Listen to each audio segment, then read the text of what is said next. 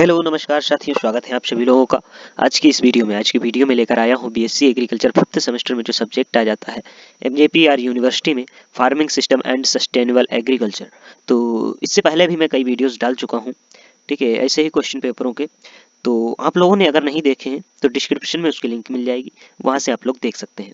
और थोड़ा सा सपोर्ट बनाए रखिए क्योंकि जो है पीडीएफ बनाने में बहुत मेहनत लगती है दोस्तों, ठीक है। एक वीडियो बनाने में काफ़ी मेहनत लग जाती है, तब जाकर के एक वीडियो बन पाता है।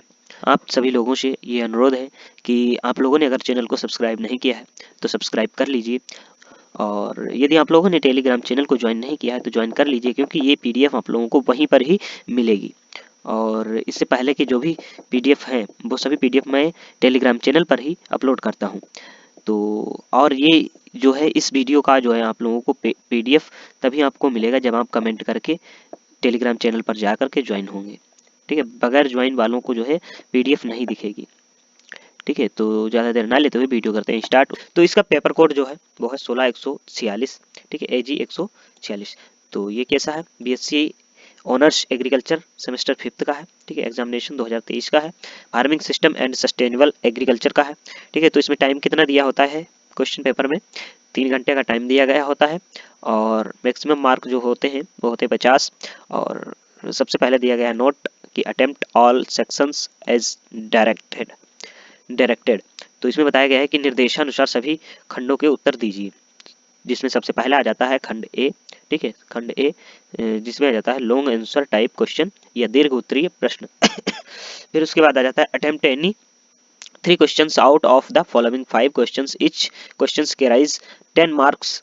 Long answer is required not exceeding 350 word या 350 वर्ड्स।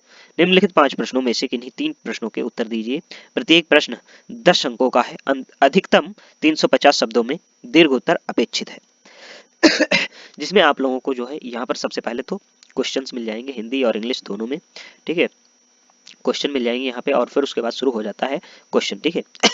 तो पहला क्वेश्चन आ जाता है define farming system, describe types and systems of farming in detail, ठीक है। बताया गया है, पूछा गया है पूछा गया है कि खेती प्रणाली को परिभाषित कीजिए, खेती के प्रकार तथा खेती की प्रणालियों का सविस्तार वर्णन कीजिए।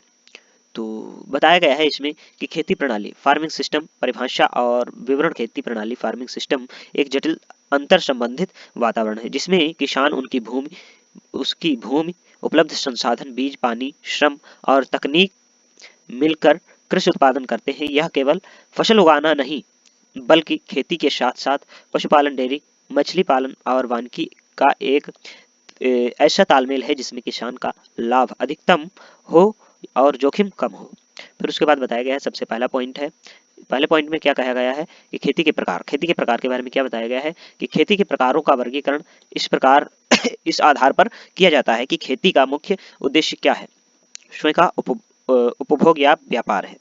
मतलब इसमें बताया यह गया कि खेती के प्रकारों का वर्णन इस आधार पर किया जाता है, किस आधार पर किया जाता है कि खेती का मुख्य उद्देश्य क्या है, ठीक है। किस आधार पर किया जाता है कि खेती का मुख्य उद्देश्य क्या है, कि स्वयं का उपभोग या व्यापार के लिए, ठीक है। फिर इसमें आ जाता है निर्वाह खेती, सब्सिस्टेंस फार्मिंग। तो इसमें क्या बताया गया है कि इसमें बताया गया है कि इसमें किसान केवल अपने और अपने परिवार की जरूरतों को पूरा करने के लिए फसलें उगाता है। इसमें पुराने औजारों का उपयोग होता है और अधिशेष सरप्लस बहुत कम बचाता है, ठीक है, बहुत कम बचाता है। फिर उसके बाद आ जाता है वाणिज्यिक खेती, कमर्शियल फार्मिंग। तो इसमें क्या बताया गया है कि इसका मुख्य उद्देश्य बाजार में फसल बेचकर लाभ कमाना है। इसमें आधुनिक तकनीक, उच्च गुणवत्ता वाले बीज, एक HYB सीड्स और उर्वरकों का बड़े पैमाने पर उपयोग होता है। तो उसके बाद आ जाता है गहन खेती, इंटेंसिव फार्मिंग। तो इसमें क्या बताया गया है कि कम जमीन पर अधिक श्रम और पूंजी लगाकर अधिक पैदावार लेना गहन खेती कहलाता है। यह उन क्षेत्रों में होती है जहां जनसंख्या अधिक और भूमि कम है। फिर उसके बाद बताया गया है कि विस्तृत खेती, एक्सटेंसिव फार्मिंग। तो इसमें क्या बताया गया है कि यह बड़े भूभागों जैसे अमेरिका या ऑस्ट्रेलिया में की जाती है। यहाँ प्रति एकड़ उत्पादन कम होता है लेकिन कुल उत्पादन बहुत अधिक होता है। फिर उसके बाद बताया गया कि बागानी खेती, प्लांटेशन फार्मिंग। तो इसमें क्या बताया गया है कि इसमें एक ही इसमें एक ही व्यावसायिक फसल जैसे चाय, कॉफी, रबर या गन्ना को बहुत बड़े क्षेत्र में उगाया जाता है। फिर उसके बाद आ जाता है दूसरा पॉइंट, इसमें बताया गया है कि खेती की प्रणालियां, सिस्टम ऑफ फार्मिंग। तो इसमें बताया गया है कि प्रणालियां इस आधार पर बांटी जाती हैं कि खेती का प्रबंधन और स्वामित्व किसके पास है। फिर उसके बाद आ जाता है काबाला। तो इसमें क्या बताया गया है कि व्यक्तिगत खेती या इंडिविजुअल या प्रेजेंट फार्मिंग, ठीक है। तो इसमें बताया गया है कि किसान स्वयं जमीन का मालिक होता है। किसान जो है स्वयं जमीन का जो है मालिक होता है और अपने परिवार के साथ मिलकर प्रबंधन करता है। भारत में यह सबसे प्रचलित प्रणाली है। फिर उसके बाद आ जाता है सहकारी खेती, कॉर्पोरेटिव फार्मिंग। तो इसमें बताया गया है कि किसान स्वेच्छा से अपनी जमीन और संसाधनों को लेते हैं ताकि बड़े पैमाने पर खेती का लाभ मिल सके। लाभ का वितरण भूमि और योगदान के आधार पर किया जाता है। फिर उसके बाद आ जाता है अगला पॉइंट हमारा, इसमें बताया गया है कि सामूहिक खेती कलेक्टिव फार्मिंग, सामूहिक खेती या कलेक्टिव फार्मिंग। तो इसमें बताया गया है कि इसमें उत्पादन के साधनों पर पूरे समाज या राज्य का अधिकार होता है। किसान एक समिति के रूप में काम करते हैं। यह प्रणाली पूर्व सोवियत संघ यूएसएसआर में काफी लोकप्रिय थी। फिर उसके बाद आ जाता है अगला पॉइंट हमारा, इसमें बताया गया है कि राजकीय खेती, स्टेट फार्मिंग। इसमें क्या बताया गया है कि यह खेती पूरी तरह सरकार द्वारा संचालित होती है। इसका मुख्य उद्देश्य शोध, रिसर्च, बीज उत्पादन या प्रदर्शन करना होता है। इसमें काम करने वाले लोग सरकारी कर्मचारी होते हैं। फिर उसके बाद आ जाता है पूंजीवादी खेती, ठीक है। तो पूंजीवादी खेती में क्या बताया गया है कि इसमें बड़े भूस्वामी या कंपनी व्यापारिक लाभ के लिए खेती करते हैं। प्रबंधन के लिए आधुनिक मशीनों और वेतनभोगी मजदूरों का उपयोग किया जाता है। फिर इसमें आ जाता है तुलनात्मक तालिका मुख्य प्रणाली। तो इसमें बताया गया, इधर आ गई है हमारी प्रणाली ठीक है, व्यक्तिगत, सहकारी और राजकीय पूंजीवादी। और इसमें आ जाता है स्वामित्व, प्रबंधन, मुख्य उद्देश्य। तो इसमें किसान है, ठीक है, स्वामित्व किसान, व्यक्तिगत साझा उपयोग, सरकार, पूंजीपति या कंपनी। प्रबंधन में आ जाता है किसान, निर्वाचित समिति और सरकारी अधिकारी, पेशेवर मैनेजर। और मुख्य उद्देश्य में आ जाता है परिवार का भरण पोषण, सामूहिक लाभ और शोध का विकास, अधिकतम लाभ। फिर उसके बाद आ जाता है हमारा दूसरा क्वेश्चन। इस क्वेश्चन में क्या पूछा गया है कि what do you mean by sustainable agriculture, describe the scope and importance of sustainable agriculture in Indian agriculture. समगतिशील कृषि से आप क्या समझते हैं? भारतीय कृषि में समगतिशील कृषि के क्षेत्र एवं महत्व का वर्णन कीजिए। तो इसमें बताया गया है कि सतत कृषि सस्टेनेबल एग्रीकल्चर का अर्थ है खेती की एक ऐसी विधि जो पर्यावरण को नुकसान न पहुंचाए और बिना वर्तमान की खाद्य आवश्यकताओं को पूरा करती है, ठीक है। और क्या कहा गया है कि पर्यावरण को नुकसान न पहुंचाए, बिना वर्तमान की खाद्य आवश्यकताओं को पूरा करती है और भविष्य की पीढ़ियों के लिए संसाधनों, मिट्टी, जैव विविधता को सुरक्षित रखती है। इसे टिकाऊ खेती या साधारणीय कृषि भी कहा जाता है। भारतीय कृषि के संदर्भ में इसका विस्तार और महत्व निम्नलिखित है। किस प्रकार है? सतत कृषि का अर्थ और सिद्धांत। सतत कृषि का अर्थ और सिद्धांत क्या है कि यह प्रणाली तीन मुख्य स्तंभों पर टिकी हुई है। कौन कौन से तीन मुख्य स्तंभ हैं? पहला आ गया है पर्यावरणीय स्वास्थ्य और आर्थिक लाभ। तीसरा आ जाता है सामाजिक न्याय। तो पहले में क्या बताया गया है कि मिट्टी की उर्वरता बनाए रखना और रसायनों का न्यूनतम उपयोग। फिर दूसरा आ जाता है लागत कम करके किसानों की आय में वृद्धि करना। और तीसरा आ जाता है ग्रामीण समुदायों के स्वास्थ्य और जीवन स्तर में सुधार। फिर उसके बाद आ जाता है अगला पॉइंट हमारा, इसमें बताया गया है कि भारतीय कृषि में सतत कृषि का दायरा, स्कोप। तो इसमें आ जाता है भारत की विविध कृषि जलवायु परिस्थितियों में इसका दायरा बहुत विस्तृत है, ठीक है। इसका दायरा जो है बहुत विस्तृत है। फिर उसके बाद इसमें आ जाता है, इसके पॉइंट आ जाते हैं। तो इसमें बताया गया है, ठीक है। तो पहला पॉइंट क्या आ जाता है? जैविक और प्राकृतिक खेती। तो इसमें आ जाता है कि रसायनों के स्थान पर गोबर खाद, कंपोस्ट और जीवामृत का उपयोग। फिर उसके बाद आ जाता है कीटवानिकी या एग्रोफोरेस्ट्री। इसमें बताया गया है कि फसलों के साथ पेड़ उगाना जिससे अतिरिक्त आय और पर्यावरण सुरक्षा मिलती है। फिर उसके बाद आ जाता है जल संचयन वाटर हार्वेस्टिंग, तो इसमें क्या बताया गया है कि ड्रिप और स्प्रिंकलर सिंचाई जैसी तकनीकों के माध्यम से प्रति बूंद अधिक फसल का लक्ष्य। फिर उसके बाद आ जाता है मिश्रित खेती, मिक्सड फार्मिंग, तो इसमें बताया गया फसल उत्पादन के साथ पशुपालन, मधुमक्खी पालन या मछली पालन को जोड़ना। फिर इसके बाद आ जाता है सतत कृषि का महत्व, तो सतत कृषि का महत्व में क्या बताया गया है कि भारत जैसे देश के लिए जहां जनसंख्या अधिक और संसाधन सीमित है, यह अनिवार्य है। तो पहला पॉइंट है मृदा स्वास्थ्य और दूसरा पॉइंट हो जाएगा जलवायु लचीलापन, क्लाइमेट रेजिलियंस। तो पहले पॉइंट में क्या बताया गया कि लगातार रासायनिक उर्वरकों के उपयोग में खराब होती मिट्टी की गुणवत्ता को सुधारना। फिर दूसरे पॉइंट में बताया गया है कि सूखा या अत्यधिक वर्षा जैसी जलवायु चुनौतियों का सामना करने के लिए फसलों को सक्षम बनाना। फिर उसके बाद आ जाता है तीसरा पॉइंट, इसमें बताया गया है कि लागत में कमी, बाहरी खाद्य और कीटनाशकों पर निर्भर कम होने से छोटे किसानों का कर्ज कम होता है। फिर उसके बाद बताया गया है कि खाद्य सुरक्षा और शुद्धता, तो इसमें क्या बताया गया है कि रसायनों से मुक्त पौष्टिक भोजन की उपलब्धता सुनिश्चित करना। फिर उसके बाद बताया गया है कि जैविक विविधता का संरक्षण, तो इसमें क्या बताया गया है कि पारंपरिक बीजों और स्थानीय प्रजातियों को विलुप्त होने से बचाना। फिर इसके निष्कर्ष में आ जाता है सतत कृषि न केवल पर्यावरण की रक्षा करती है, बल्कि यह भारत के सतत विकास लक्ष्यों SDGs को प्राप्त करने और किसानों की आत्मनिर्भरता की दिशा में एक महत्वपूर्ण कदम है। फिर उसके बाद आ जाता है तीसरा क्वेश्चन, इसमें पूछा गया है कि define integrated farming system, describe the components and advantages of integrated farming system. एकीकृत खेती प्रणाली को परिभाषित कीजिए और एकीकृत खेती प्रणाली के अवयवों एवं लाभों का वर्णन कीजिए। तो इसमें क्या बताया गया है कि एकीकृत कृषि प्रणाली, इंटीग्रेटेड फार्मिंग सिस्टम IFS, तो परिभाषा इसकी बताई गई है कि एकीकृत कृषि प्रणाली IFS खेती की एक ऐसी वैज्ञानिक पद्धति है जिसमें कृषि को विभिन्न शाखाओं जैसे फसल उत्पादन, पशुपालन, मछली पालन, बागवानी आदि को इस प्रकार संयोजित किया जाता है कि एक घटक का अपशिष्ट वेस्ट दूसरे घटक के लिए संसाधन रिसोर्स बन जाए। इसका मुख्य उद्देश्य संसाधनों का कुल उपयोग, पर्यावरण संरक्षण और किसान की आय में निरंतरता लाना है। फिर उसके बाद आ जाता है अगला पॉइंट, इसमें बताया गया है कि एकीकृत कृषि प्रणाली घटक, ठीक है, तो इसमें क्या बताया गया है कि IFS के घटकों का चयन किसान की भूमि, जलवायु और बाजार की मांग के आधार पर किया जाता है। मुख्य घटक निम्नलिखित प्रकार हैं, तो किस प्रकार के हैं। पहला आ जाता है जिसमें है फसल उत्पादन, क्रॉप प्रोडक्शन, इसमें बताया गया है कि अनाज, दलहन और तिलहन उगाना। फिर उसके बाद आ जाता है पशुपालन, पशुपालन में आ जाता है लिव स्टॉक में क्या बताया गया है कि गाय, भैंस या बकरी पालन जो दूध और गोबर की खाद प्रदान करते हैं। फिर आ जाता है बागवानी, हॉर्टिकल्चर, तो इसमें क्या बताया गया है कि फसल और सब्जियों की खेती। फिर उसके बाद आ जाता है मछली पालन एक्वाकल्चर, तो एक्वाकल्चर, इसमें क्या बताया गया है कि खेत के तालाबों में मछली पालना।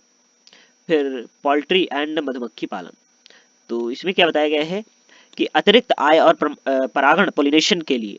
फिर उसके बाद आ जाता है कृषि वानिकी, एग्रो फॉरेस्ट्री, इसमें क्या बताया गया कि मेढ़ों पर ईंधन और चारे के लिए पेड़ लगाना। फिर उसके बाद आ जाता है एकीकृत कृषि प्रणाली लाभ, एडवांटेज, तो इसमें क्या बताया गया कि आय में वृद्धि और निरंतरता, फसल कटाई के अलावा पशुपालन और डेयरी से किसान को पूरे वर्ष नियमित आय प्राप्त होती रहती है।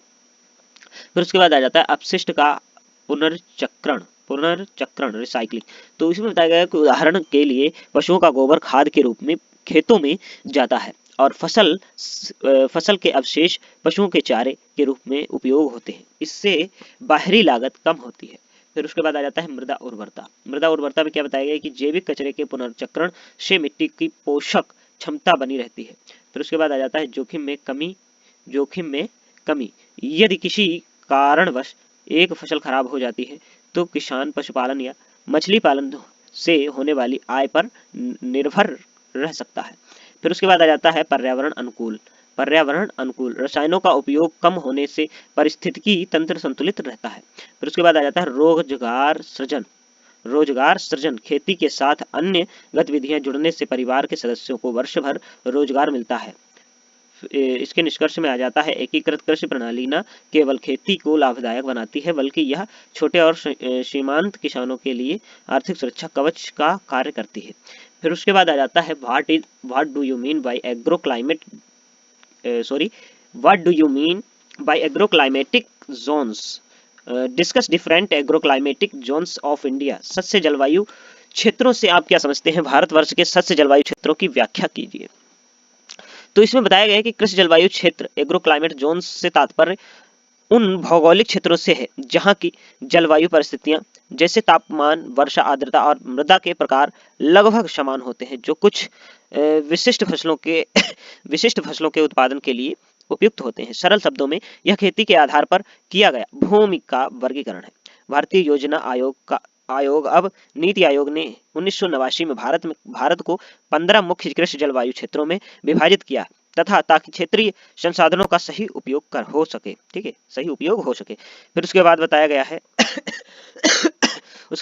कि भारत के 15 कृषि जलवायु क्षेत्र एग्रो क्लाइमेटिक जोन्स, जिसमें पहला जाता है पश्चिमी हिमालयी क्षेत्र। इसमें बताया गया कि इसमें जम्मू कश्मीर, हिमाचल और उत्तराखंड शामिल है। यहाँ केसर, सेब और मक्का मुख्य फसलें हैं। पूर्वी हिमालयी क्षेत्र, पूर्वोत्तर भारत और पश्चिमी बंगाल के पहाड़ी इलाके, यहाँ धान, चाय और बागवानी प्रमुख है। फिर उसके बाद आ जाता है निचली गंगा का मैदान। तो इसमें क्या आ जाता है कि पश्चिमी बंगाल और पूर्वी बिहार, यहाँ धान और जूट की अधिक पैदावार होती है। फिर उसके बाद आ जाता है मध्य गंगा का मैदान, उत्तर प्रदेश और बिहार के हिस्से, यहाँ धान, गेहूं और गन्ना उगाया जाता है। फिर उसके बाद आ जाता है ऊपरी गंगा का मैदान। तो इसमें क्या आ जाता है? उत्तर प्रदेश का मध्य और पश्चिमी भाग, यहाँ गेहूं और गन्ना मुख्य फसलें हैं। फिर उसके बाद आ जाता है ट्रांस गंगा का मैदान। तो इसमें क्या बताया गया है कि पंजाब, हरियाणा और दिल्ली, यह क्षेत्र गेहूं और धान के उत्पादन के लिए प्रसिद्ध है। फिर उसके बाद आ जाता है पूर्वी पठार और पहाड़ियां। तो इसमें क्या बताया गया? झारखंड, छत्तीसगढ़ और ओडिशा के भाग, यहाँ धान और तिलहन की खेती होती है। फिर उसके बाद मध्य पठार और पहाड़ियां, मध्य प्रदेश और राजस्थान के भाग, यहाँ दलहन और गेहूं उगाया जाता है। फिर उसके बाद आ जाता है पश्चिमी पठार और पहाड़ियां, महाराष्ट्र और मध्य प्रदेश के हिस्से, यहाँ कपास और संतरा प्रसिद्ध है। फिर उसके बाद आ जाता है दक्षिणी पठार और पहाड़ियां, कर्नाटक, आंध्र प्रदेश और तमिलनाडु, यहाँ कॉफी, मसाले और मोटे अनाज उगाए जाते हैं। पूर्वी तटीय मैदान और पहाड़ियां, ओडिशा और आंध्र प्रदेश के तटीय क्षेत्र, यहाँ धान और तंबाकू मुख्य है। फिर उसके बाद आ जाता है पश्चिमी तटीय मैदान और घाट, केरल और गोवा के क्षेत्र, यहाँ नारियल, रबर और मसाले अधिक होते हैं। फिर उसके बाद आ जाता है गुजरात के मैदान और पहाड़ियां, यहाँ कपास, मूंगफली और तंबाकू प्रमुख फसलें हैं। फिर उसके बाद आ जाता है पश्चिमी शुष्क क्षेत्र। तो पश्चिमी शुष्क क्षेत्र में क्या आ जाता है? मुख्य रूप से राजस्थान, यहाँ बाजरा, ज्वार और ग्वार उगाया जाता है। फिर उसके बाद आ जाता है द्वीपीय क्षेत्र, अंडमान, निकोबार और लक्षद्वीप, यहाँ नारियल और सुपारी की खेती प्रमुख है। फिर इसमें आ जाता है describe the problems of modern agriculture, right down sustainable measures to overcome these problems. आधुनिक कृषि समस्या का वर्णन कीजिए तथा इन समस्याओं को दूर करने हेतु उचित उपायों को लिखिए। तो इसमें बताया गया है कि आधुनिक कृषि, मॉडर्न एग्रीकल्चर ने खाद्य उत्पादन और सुरक्षा में क्रांतिकारी सुधार किए हैं, लेकिन इसके साथ ही कई गंभीर चुनौतियां भी उत्पन्न हुई है। फिर इसमें आ जाता है आधुनिक कृषि की समस्याएं, प्रॉब्लम्स ऑफ मॉडर्न एग्रीकल्चर। फिर उसके बाद आता है मिट्टी का क्षरण, सॉइल डिग्रेडेशन। ठीक है, क्या है? Soil degradation. तो इसमें क्या बताया गया है कि रसायन उर्वरकों और कीटनाशकों के अत्यधिक उपयोग से मिट्टी की प्राकृतिक उर्वरता कम हो गई है और लाभदायक सूक्ष्म जीव नष्ट हो जा रहे हैं।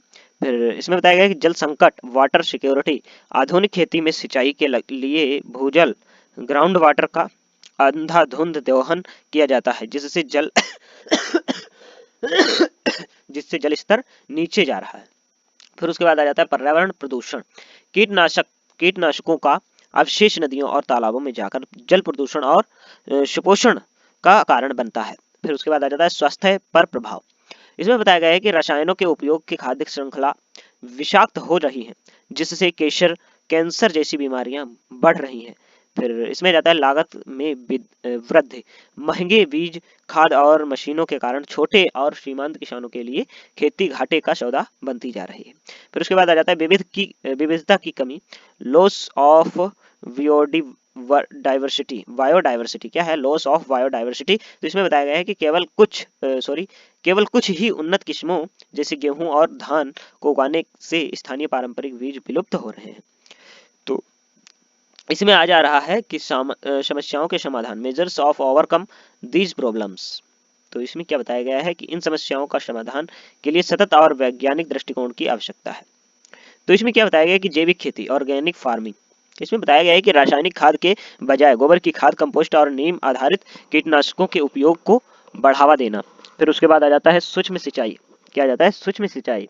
तो इसमें बताया गया है कि पानी की बचत के लिए ड्रिप और स्प्रिंकलर सिंचाई पद्धति को अपनाना। फिर उसके बाद आ जाता है एकीकृत कीट प्रबंधन, आईपीएम, कीटों को नियंत्रण करने के लिए किसानों रसायनों के बजाय जैविक नियंत्रण और फसल चक्र, क्रॉप रोटेशन का उपयोग करना। फिर आ जाता है मृदा स्वास्थ्य कार्ड, सॉइल हेल्थ कार्ड। तो इसमें बताया गया है कि मिट्टी की जांच के आधार पर ही आवश्यक पोषक तत्वों का संतुलित प्रयोग करना। फिर उसके बाद आ जाता है इसमें उसके बाद आ जाता है फसल विविधीकरण, क्रॉप डाइवर्सिफिकेशन। तो इसमें बताया गया कि केवल गेहूं धान के चक्र से निकलकर दलहन, तिलहन और बागवानी फसलों को उगाना। तो उसके बाद आ जाता है अगला क्वेश्चन, अगला पॉइंट इसमें बताया है कृषि वानिकी, एग्रो फॉरेस्ट्री, मेड़ों पर पेड़ लगाना ताकि मिट्टी का कटाव रुके और अतिरिक्त आय हो सके। निष्कर्ष में बताया गया है कि आधुनिक कृषि की तकनीक को अगर हम पारंपरिक ज्ञान और पर्यावरणीय सुरक्षा के साथ जोड़ दे तो हम एक स्थायी और लाभकारी कृषि प्रणाली विकसित कर सकते हैं। फिर बताया गया है कि क्या आप भारत सरकार की परंपरागत कृषि विकास योजना या मृदा स्वास्थ्य कार्ड योजना के बारे में विस्तार से जानना चाहेंगे? तो अगर विस्तार से इसके बारे में जानना चाहते हैं तो यह आप लिख करके कमेंट कर देना और आपको विस्तार से जानकारी मिल जाएगी। ठीक है, उसका जो है स्पेशल एक वीडियो बना दिया जाएगा। फिर उसके बाद आ जाता है सेक्शन बी, खंड बा, शॉर्ट आंसर टाइप क्वेश्चंस, लघु उत्तरीय प्रश्न। इसमें बताया गया है कि attempt any 5 questions out of the following 7 questions, each questions carries 5 marks, short answer required not exceeding 150 words. इसमें बताया गया है कि निम्नलिखित 7 प्रश्नों में से किन्हीं 5 प्रश्नों के उत्तर दीजिए। प्रत्येक प्रश्न 5 अंक का है। उत्तर 150 शब्दों से अधिक नहीं होना चाहिए। ठीक है, तो पहला आ जाता है लीशा। देख लेते हैं। तो लीशा आ जाता है जिसमें आता है LEISA। तो इसका फुल फॉर्म क्या हो जाएगा? लो एक्सटर्नल इनपुट सस्टेनेबल एग्रीकल्चर। तो इसके बारे में क्या बताया गया कि लीशा खेती की वह पद्धति है जिसमें बाहरी संसाधनों जैसे रासायनिक उर्वरकों और महंगे कीटनाशक पर निर्भरता को कम किया जाता है। इसमें स्थानीय स्तर पर उपलब्ध संसाधनों, गोबर खाद, फसल अवशेष, जैव उर्वरक के उपयोग पर जोर दिया जाता है। इसका मुख्य उद्देश्य लागत कम करना, मिट्टी की उर्वरता को प्राकृतिक रूप से बनाए रखना और पर्यावरण को सुरक्षित रखना है। यह छोटे किसानों के लिए अत्यंत लाभकारी है। फिर उसके बाद आ जाता है धान गेहूं फसल के दोष। ठीक है, धान गेहूं फसल प्रणाली के दोष। तो इसमें क्या बताया गया है कि भारत के उत्तर पश्चिमी राज्य में यह प्रणाली बहुत लोकप्रिय है, लेकिन इसके गंभीर नुकसान भी है। कौन कौन से हैं भाई इसके गंभीर नुकसान? देख लेते हैं। भूजल स्तर में गिरावट, धान और अत्यधिक पानी की आवश्यकता होती है। ठीक है, धान को अत्यधिक पानी की आवश्यकता होती है। मिट्टी की उर्वरता का ह्रास होता है। ठीक है, मिट्टी की उर्वरता का क्या होता है? ह्रास होता है। फिर आता है लगातार 2 भारी फसलें उगाने से मिट्टी के पोषक तत्व खत्म हो रहे हैं। फिर उसके बाद आ जाता है पर्यावरण प्रदूषण। इसमें बताया गया कि धान की फसल पराली जलाने से वायु प्रदूषण होता है। फिर उसके बाद आ जाता है खरपतवार और कीट गेहूं का मामा, फेलराइज माइनर। ठीक है, फेलराइज माइनर।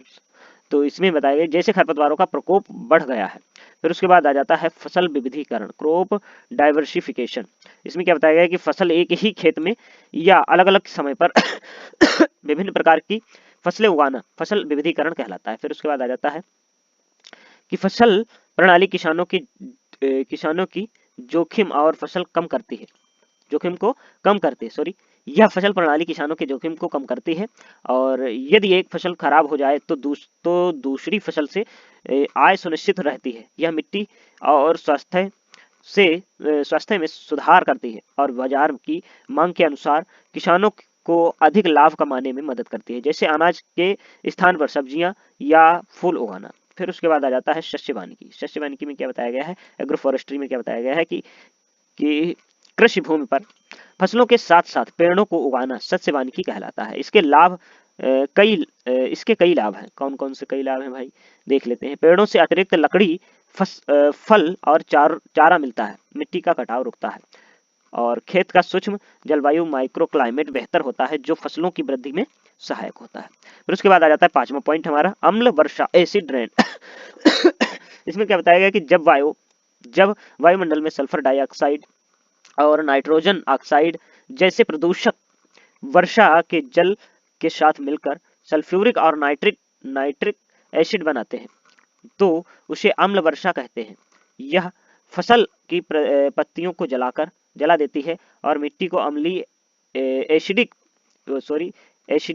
बना देती है जिससे फसल की पैदावार कम हो जाती है और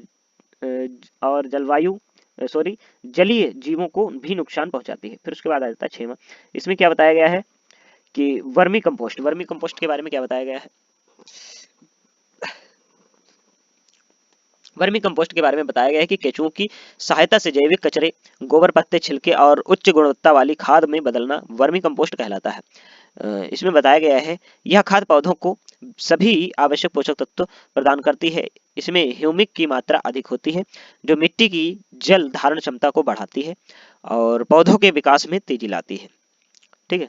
फिर उसके बाद आ जाता है अगला पॉइंट, इसमें बताया गया फसल अवशेष प्रबंधन, मैनेजमेंट ऑफ क्रॉप रेसिड्यूज। तो इसमें क्या बताया, फसल कटाई के बाद बचे अवशेषों जैसे पराली को जलाने के बजाय उनका सही उपयोग करना प्रबंधन कहलाता है। फिर उसके बाद आ जाता है इसके मुख्य तरीके हैं। कौन कौन से मुख्य तरीके हैं भाई। पहला जाता है मल्चिंग। मल्चिंग में क्या बताया गया है कि अवशेषों को खेत में बिछाना ताकि नमी बनी रहे। फिर उसके बाद आ जाता है इन सिटू प्रबंधन। इसमें क्या बताया गया, हैप्पी सीडर जैसी मशीनों से अवशेषों को मिट्टी में ही मिला देना। तो उसके बाद आ जाता है तीसरा पॉइंट, इसमें बताया गया है कि उपयोग आ जाता है। उपयोग में बताया गया है कि चारे के रूप में मशरूम की खेती या बायोगैस उत्पादन में उपयोग करना। क्या आप इसमें से किसी विशिष्ट तकनीक जैसे वर्मी कंपोस्ट बेड बनाने की विधि के बारे में विस्तार से जानना चाहते हैं तो आपको कमेंट करना होगा। फिर इसके बाद आ जाता है section C, very short questions. ठीक है, very short answer type questions, अति लघु उत्तरीय प्रश्न। Attempt all 5 questions, each questions carries 2 marks. 2 marks, very short answer is required not exceeding 50 words. तो इसमें बताया गया है कि सभी पांच प्रश्नों के उत्तर दीजिए। प्रत्येक प्रश्न 2 अंक का है और उत्तर 50 शब्दों से अधिक ना हो। फिर इसके बाद आ जाता है अगला पॉइंट हमारा IIFFR। ठीक है, तो इसके जो है देख लेते हैं इसके बारे में। तो इसका जो है फुल फॉर्म हो जाता है भारतीय कृषि प्रणाली अनुसंधान संस्थान। ठीक है, इसका पूरा नाम क्या है, Indian institute of farming systems research, जो उत्तर प्रदेश के मेरठ में स्थित है।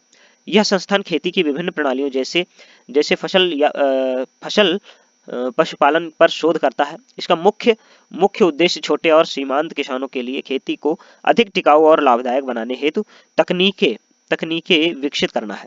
फिर उसके बाद आ जाता है IGFRI, भारतीय चारागाह एवं चारा अनुसंधान संस्थान, Indian grassland and fodder research institute, जो झांसी उत्तर प्रदेश में स्थित है। और यह संस्थान चारा उत्पादन, चारागाह प्रबंधन और पशु आहार की नई किस्मों को पर जो है अनुसंधान करता है। यह देश में पशुपालन को मजबूती देने के लिए गुणवत्तापूर्ण चारा तकनीक उपलब्ध कराने में महत्वपूर्ण भूमिका निभाता है। फिर उसके बाद आ जाता है एग्रो एस्ट्रोलॉजी। इसमें क्या बताया गया है कि यह वनस्पति विज्ञान की वह शाखा है जिसके अंतर्गत घासों ग्रासेस का वैज्ञानिक अध्ययन किया जाता है। इसमें घासों के वर्गीकरण, उनके उत्पादन, संरक्षण और चारागाह प्रबंधन पर ध्यान दिया जाता है। कृषि में यह पशुओं के लिए पौष्टिक चारे और मिट्टी के कटाव को रोकने के दृष्टिकोण से अत्यंत महत्वपूर्ण है। फिर उसके बाद आ जाता है मल्चिंग। तो मल्चिंग में क्या बताया है, खेत की मिट्टी की सतह को फसल अवशेषों, पुआल या प्लास्टिक फिल्म से ढकने की क्रिया को मल्चिंग कहते हैं। फिर उसके बाद बताया है कि यह तकनीक मिट्टी की नमी को बनाए रखने खरपतवारों को उगाने से रोकने और मिट्टी की तापमान को नियंत्रित करने में मदद करती है, जिससे पौधों का विकास बेहतर होता है। फिर उसके बाद आ जाता है लास्ट क्वेश्चन हमारा। इसमें बताया गया है कि न्यूनतम भू परिष्करण, मिनिमम टिलेज। तो इसमें क्या बताया गया, इसके बारे में बताया गया है कि न्यूनतम भू परिष्करण खेती की वह तकनीक है जिसमें मिट्टी की जुताई उतनी ही की जाती है जितनी बीज बोने के लिए अनिवार्य हो। इसमें खेती की बार बार जुताई नहीं की जाती, इससे मिट्टी की संरचना बनी रहती है और कार्बनिक पदार्थों का क्षरण कम होता है, ईंधन की बचत होती है और मृदा अपरदन इरोशन